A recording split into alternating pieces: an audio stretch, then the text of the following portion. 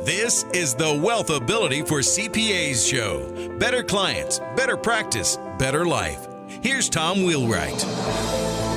Welcome to the WealthAbility show for CPAs, where we're always discovering how to build better clients, a better practice, and a better life. Hi, this is Tom Wheelwright, founder and CEO of the WealthAbility Network. So, true success boils down to how you control your thoughts and how we control what we do and the way we think about things. So today we're going to discover, and I'm going to include myself in here because we have an amazing guest. We're going to discover how to focus on solutions, not problems. Now, this is actually a big part of the WealthAbility Network. It's basically a message we tell our clients. We're going to focus on the solution to taxes, not the problem of taxes. We're going to focus on financial solutions, not financial problems. And I'm very grateful to have as our guest today, Dr. Jason Selk. And Jason, you have a terrific background, and thank you so much for joining us. And if you would, just give us a little bit of your background and what you've done. Tom, thanks for having me. I appreciate very much being here with you all. So, I think probably the most important thing to start with is my father was an accountant. So I grew up watching how hard you all work, seeing the very, very late nights and the very, very early mornings, and also seeing probably not getting as much credit as you all deserve for the work you do. So the first thing I want to say is, please understand, all you CPAs and accountants and tax preparers out there, there are people out there who do totally appreciate what you do. So thanks for making the impact you make. And I'll also say my dad was probably one of the greatest influences in terms of being solution focused. And I think it's a little bit of part of the trade that you all are in. You're not going to make it very far in your business if you're not solution focused, because I think anyone who's ever paid taxes will attest it's a real problem. Filling out those returns and having to pay that money, it feels like a very serious problem. I'm sure I'm not telling any of you that, but so I first started having success. I went to University of Missouri, went all the way through school, got my doctorate in counseling and sports psychology. I opened a small private practice where I focused on helping individuals with any personal problems, whether it be depression, drug and alcohol, marriage counseling. And I had a little bit of a specialty in performance or in sports psychology. And for whatever reason, that specialty kind of grew into be my primary focus in my business. Over the years, I did less and less of the personal counseling and more of the sports psychology. In 2006, the St. Louis Cardinals hired me to be director of sports psychology. And in my very first year, we won a World Series. I was with the team for 6 years, all the way through the 2011 season. And my last year with the team, we win a World Series. And from there, anytime you do well with a professional organization, the likes of the St. Louis Cardinals, it makes it so that your platform is very, very large. And, for me, from those 2 World Series and my 6 years with the Cardinals, the business world has really accepted me open arms. And I've done a lot of really nice things in the business world, again, helping people take their game to the next level. I've been fortunate enough to have written 5 best-selling books. I just had one come out. It's doing really well, Relentless Solution Focus. I suppose that's what we'll talk a little bit about today. But that's a little bit about me. Again, if I was going to give credit to one thing more than anything else, it'd be probably both to my parents. They were both caregivers, and they did fine financially. But what they taught me is more important than any money you're ever going to make, you make an impact in a positive way. So I'm glad to be with you all today, and hopefully in this next 20, 30 minutes, we'll get at least one thing people on the other side listening can take away and make their lives a little bit better, a little bit better at what they do, or a little bit easier to achieve happiness and the goals they've set. That's awesome. So let's start right here where you were talking about accountants, and we tend to, we have to come up with solutions, but what's the difference between coming up with solutions and being solution focused? So how do you distinguish those two? Because everybody has to solve problems. We do more than most. And yet I still find that a lot of accountants, they're really focused more on the problem than the solution. Well, again, I think it's in the delivery of the communication. Okay, but here, I want to say a couple of things because I think it's important for people to understand this. The way the brain's built, for whatever reason, and we're all built this way, doesn't matter who you are, what you've achieved, everybody has in their brain something called PCT, problem-centric thinking. It's the biological tendency to focus on the negative or the problems. I'll give you an example. The most valuable resource to our species, oxygen. Okay, now Tom, when's the last time you thought to yourself, life is great? And again, we have this tendency, and it's biologically based, to overlook all the good, all the solutions that we really have. But now compare that with when's the last time you thought to yourself, I don't have enough love, I don't have enough money, I don't have enough respect, I don't have enough, you fill in the blank. See, it's totally normal for the human brain to find those negatives. And you can trace it back biologically hundreds and hundreds of years ago. It goes back to the fight or flight. It was really put in place to keep us alive. If we weren't continually sensitive to the bear that could be hiding in the bush, we were likely to end up in that bear's mouth for dinner. And I think what has happened, though, is over the last hundreds and hundreds of years, we've gotten to a point with our species where this is the safest time to be alive. And we just went through 2020. We don't need to get into the tough year we've had, but even with this pandemic and all the social injustice and all the issues and problems we might have, it is still, scientifically speaking, the safest time for human beings to be alive. So that PCT mechanism, although it's normal, it really these days works against us. Now, the good news, we can retrain that PCT trigger, if you will. It's called neuroplasticity. And a lot of people don't believe or don't understand that if something's hardwired into you, it doesn't mean that you have no control or can't do anything about it. In fact, we know, again, neuroplasticity, there's all kinds of things that can be retrained. Just like my bicep. When I'm born, my bicep, biologically speaking, is completely weak. I can't lift anything. But with training, that bicep can become big and strong. Same thing with our minds. Although we're born with this PCT trigger, we can, with training, and it only takes 3 minutes a day. This is the part that, again, I just so want people to understand this, that 3 minutes or less a day, and if you did it 3 days a week, you could actually retrain so that PCT became abnormal and that relentless solution focus became normal. Okay, so I'm going to bite here, Jason. Give us the 3 minutes. I mean, we have another 20, so we can. Yeah, well, it'll take me a little longer than 20 minutes, but I'll just give you. Let's do the 3 minutes. Do it. Yeah, I'll give you a quick summary, and it goes back to when I first started with the Cardinals in 2000, the year 2000. That was when I just finished graduate school, and I was getting ready to take my oral exams. It's a 1-week process where it's 40 hours a week of testing, and you're basically tested over everything you've learned in graduate school. Now, back then, the only room I could find big enough to put all the textbooks and notes that I had from, 4 or 5 years of graduate school, I was sitting out on my deck. And I've got all these notes and books and guides around me. And for the first time in my life, I had this thought. Now, I'm 30 years old at the time, and I thought to myself, I've been in school for, 24, 25, 26 years. I really don't know anything else. I mean, I've worked some jobs to pay my way through school, but it's about to end. And I've spent a lot of time and a lot of money getting this mind figured out, but nobody really covered with me, okay, how are you going to take this information and earn a living? What are you going to sell?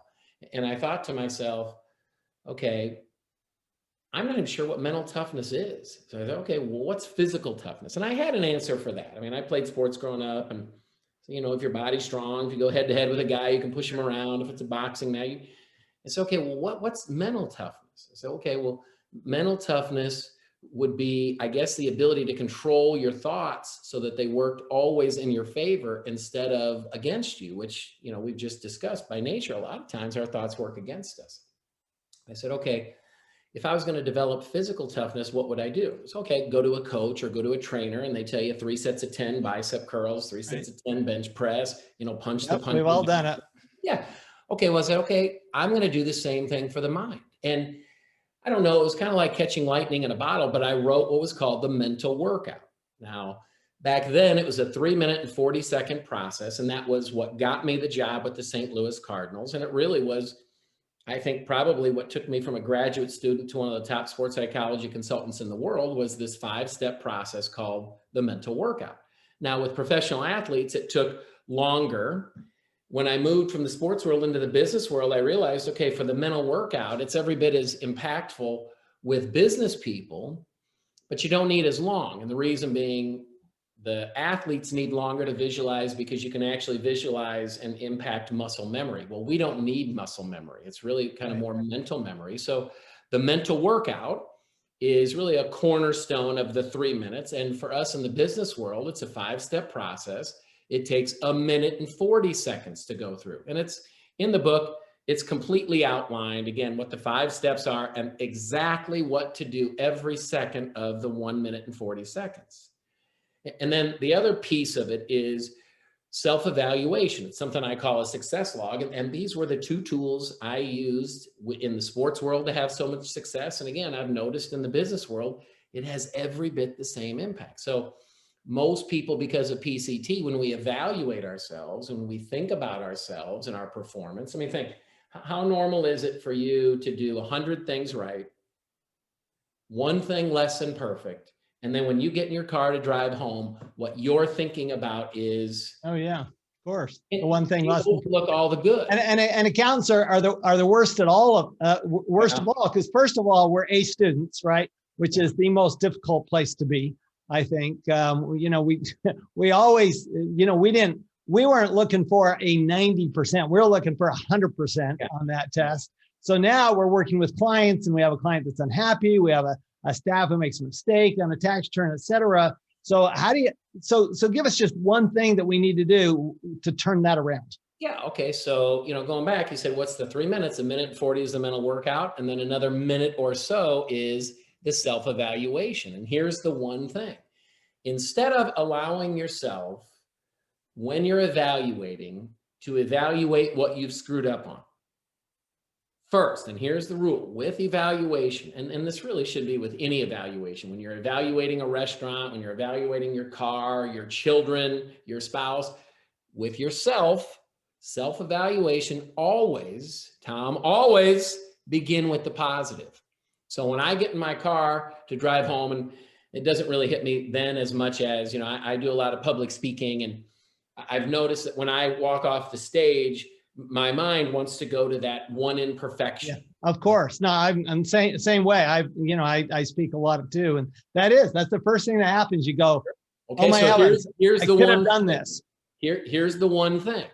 I want, instead of allowing yourself to focus on that misstep, you must first begin by answering this question. What are 3 things I did well? You know, and people ask me a lot too, okay, well, you know, this stuff is really good for me. I'd like to get my children involved. I'd like to teach my children this. And I'll tell you, you know, I've got an 18-year-old, a 17-year-old, and a 14-year-old. They've seen me talk about this stuff. I've made them come to, you know, hundreds of keynote speeches over the years. And I would say, you know, not to pat myself on the back, but the 1 thing my wife and I have done with our children is we've made them learn when they evaluate themselves, whether it be in sports, in school, in their relationships. When they evaluate themselves, they must talk about what they've done well before they get to start any of the other garbage about beating themselves up. So let me ask you, so you come to the end of a day, right? Because for me, it's always the end of the day, right? And beginning of the day, no problems, everything's great. I can tackle whatever you throw at me. About 8 o'clock at night, right? Your brain starts going, you go and you start evaluating all that stuff.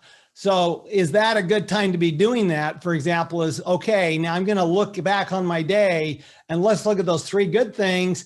And maybe that bad thing isn't going to feel quite so bad. Is that what I'm hearing? Yeah, so you're pushing me here. So again, the normal way to evaluate is you overlook the good, you focus on the negative. Yep. Just so you know, that method of evaluation has been scientifically proven to be exactly counterproductive for high-level performance. And the more successful you become, the more the negative impact. All right, so instead of doing that, which is normal, focus on what you screwed up on. 2 steps. What'd you do well? What's one thing you want to improve tomorrow?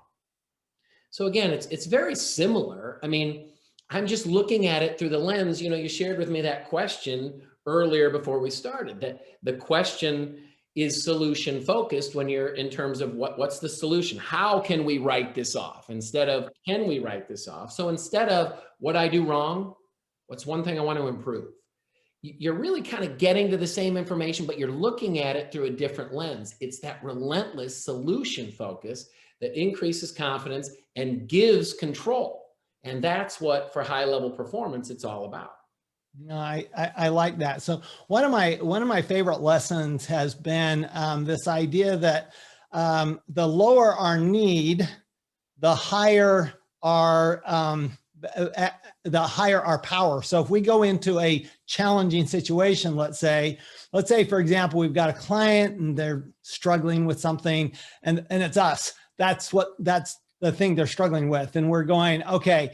One of the things I learned early on in sales was it's very important to go into any sale with, I don't need your business. Okay. I don't need this business because that puts me to low need, which gives me a high power. So how does that fit in with what you're talking about when it comes to mental toughness? Yeah. So I think it's really connected to PCT. Pressure is self-induced. You really, if you look at normal performance pressure, it all comes from within, and it really has a tendency to come from that PCT standpoint. What could go wrong if I don't get this? What's wrong with me if this client doesn't say yes? How could I screw this up? Those are all kind of problem-centric thoughts, right, that I think are going to be obviously permeated and punctuated through that PCT tendency to look at things through the negative lens. So I think if you just take the pressure off and you get all kinds of people talk about it. You focus on what you can control instead of what you can't control. Here, I want to say one other thing. Your mind can only fully focus on one thing at a time. Okay, so if you're focused on the pressure, you can't be focused on what you need to do to get, in this case, the client to say yes. If you're focused on the problem, you can't in the same moment be focused on the solution. If you're focused on things you cannot control, it's not possible in those same moments to be focused on what you can control. And that's what mental toughness is essentially training the brain so that it becomes normal to focus on solutions, the positive, what you can control. So give us some examples. What would be some situations where you find that people have a real difficulty with this mental toughness, and what do they do to? I mean, we know what we get the process now. So what are some examples of that? Tom, it's everywhere. Mental toughness is completely abnormal, but it can be learned. And again, this is what I've been preaching for 20 years. It's not a pep talk. And I think most people are teaching mental toughness as a pep talk. And it's just really not. I mean, it's no more a pep talk as getting my bicep to be strong would be a pep talk. I mean, I could go listen to, the greatest physical trainers in the world talk about how to build the strength in my bicep. I could sign up for day after day after day of listening to their preachings, but nothing happens to the bicep until I actually go out and start doing the bicep curls or whatever the training is. It's the same thing here. And again, it goes back to that neuroplasticity. Neurons that wire together, neurons that fire together, wire together. So that just, all that means is you got to do the lifting. And the good news from the mental standpoint, like I said, it's 3 minutes or less a day. If you did it 3 days a week, you can't stop. the mind from starting to work more for you as opposed to the natural state of it working against you. Okay. So one of the things you talk about is the seduction of success. Okay. What do you mean by that? Because to me, I mean, if you've succeeded, then great, then, that is positive. So what do you mean by that? And what's the issue with that? Yeah. So I've seen so often that I call it riding the roller coaster. Okay. That a person, for whatever reason, starts to work very hard. They're focused, they do the work, and then the success starts to show up. And then they get to that successful point, and that's where the seduction sets in. And, I chose that word carefully because you don't realize it's happening. It sneaks up on you. And the problem is that when you become seduced by the success, you stop doing the work that caused the success. Okay. And then what you're going to see sooner than later is the results start to go down. And then what happens for a lot of people is they get to a place of desperation, and that motivates them to start working their tails off again to get back up. But it's this over and over, 3-4 times a year, people have these ups and downs. And it's one of the things I really talk about is you must identify what your single most important activity is daily to cause your results. That's called a process goal. And once you identify that number one most important activity, then you have to get your mind to work in your favor so that you can, not perfectly, but 90% of the time, get that one most important activity done. And if you can get that one most important activity done 90% of the time, consistently, you won't have the seduction. It's the opposite of seduction. You're not allowing it to happen. And that really is the key. And people say, well, I want it to be like brushing my teeth. I wish it was. I wish high-level success was like brushing your teeth, but I'll manage expectations. Yeah, I suspect it's more like Tom Brady's workouts, right? And that's the thing is, and it took me a little while to figure it out, not too long, but if you want to be highly successful, you have to work for it. But what I also learned is it's not as hard as people think it is. It's not that much more work than being somewhat average or good. It's that consistency. One of my favorite quotes right now, I just saw this in a book from John Wooden. Always practice simplicity with constant repetition. So if I'm in sales, I know I got to make, let's say, 3 proactive contacts every day. Do that for 3 months, 90% of the time. Do that for 6 months, 90% of the time. Do it for a year, 90% of the time. You do that, you're not going to be seduced by your success. You're going to enjoy your success. No, I like that. What we see a lot of, both with ourselves and with clients, of course, is that, when things are going well, they tend to forget about their expenses. They don't do those basics that we're talking about, because, kind of like money solves all the problems, right? But in my mind, sometimes it's money that causes all the problems, because like you say, I think that's the seduction. Well, we're being successful, so we must be doing it right. And we forget the fundamentals. The thing I always learned about baseball is it's all about the fundamentals first. And if you're not doing the fundamentals, the rest of it doesn't even matter. Well, and I would say first and last. I mean, John Wooden, greatest coach of any sport of all time, he practiced something called change of pace, change of direction every single day. I mean, think about this. This guy coached for 40 plus years. Arguably voted the greatest coach of any sport of all time. And every day they work on running at different speeds and changing directions. I mean, that had to be a grind. I mean, I'm sure they worked to make it somewhat fun. And then think of the players. Now, the players only with him did it for 4 years as a college athlete, but these were some of the greatest athletes in the world having to do the same thing. The greatest coaches, the greatest leaders of all time have always known the importance of fundamentals. And again, Coach Wooden's words are so appropriate in the business world as well. Always practice simplicity with constant repetition. But Tom, it's really hard. And that's where in the book, I'm really trying to teach people how to get your mind to make that so that it's easier, so that you're not working against yourself. And it's still hard, but trust me, I've been doing this stuff. I eat my own cooking. I've been doing this stuff for 20 years now, and I will tell you, my life is so much easier than it used to be. So much easier. If you like drama, you will hate this.